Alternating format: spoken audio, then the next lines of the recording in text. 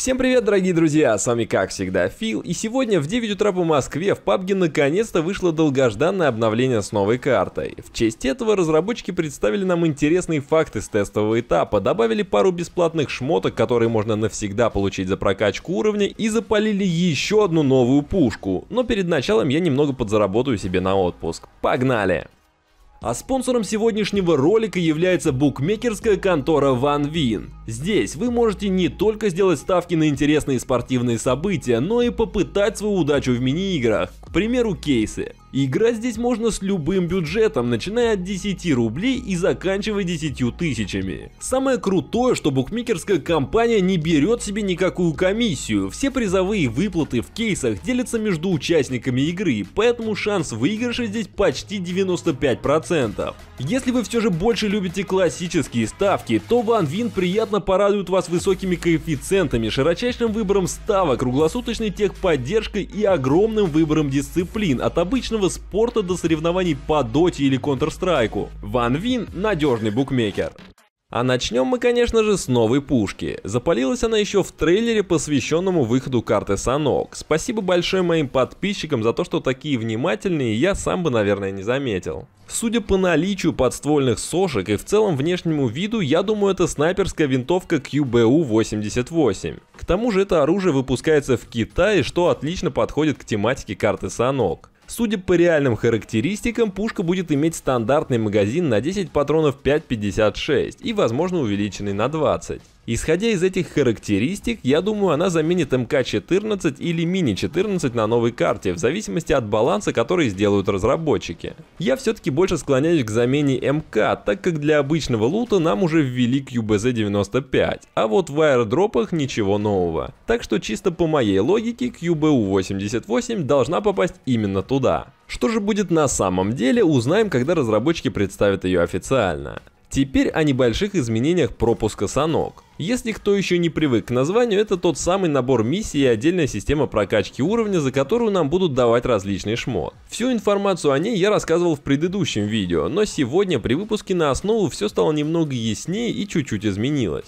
Во-первых, цена на сам пропуск $10. Благодаря покупке все заработанные вещи останутся у вас навсегда. Если вы его не покупаете, то после завершения миссии вам останутся только парашют и карточка на смену ника. После такого заявления люди немного взбунтовались, и вот в сегодняшнем изменении разработчики решили оставить игрокам еще две вещицы. Правда, выбирали, похоже, самые некрасивые, но на халяву хоть что-то. Как они выглядят, вы можете видеть сейчас на экране.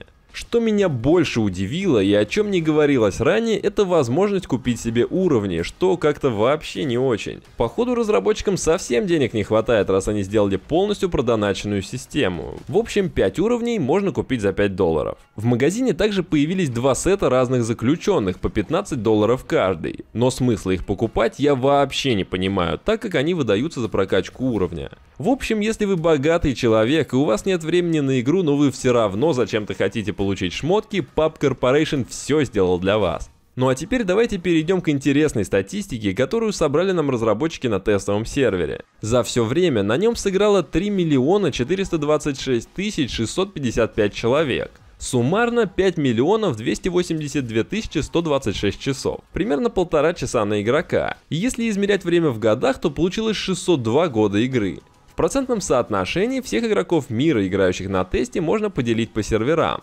Больше всего народу играло, конечно же, на Азии, что, я думаю, мало кого удивляет, целых 53%. На втором и третьем месте, соответственно, Европа и Америка, у них практически поровну 25 и 22%, других серверов на тесте не было. Следующую информацию, наверное, нам предлагают проверить и пересчитать. Здесь представлено количество разных объектов на карте. Больше всего оказалось кустов. Их насчитали 32 346 штук. Погода на Санке была совсем разная. 39% осадков, средняя температура 30 градусов. Откуда в PUBG температура, сложно, конечно, понять, но неважно. А вот монет в среднем за матч игроки зарабатывали по 105. Следующая информация, как по мне, не просто интересная, а самая важная. В ней показаны самые мясные точки на карте, на которых всегда проходят жесткие PvP. Если вы любите геймплей школы и хасиенды, то прыгайте туда. А если нет, то просто знайте, что с этих направлений на вас пойдет больше всего людей. В ожидании матча игроки раскидали 205 миллионов 276 266 яблок, что просто очень дофига.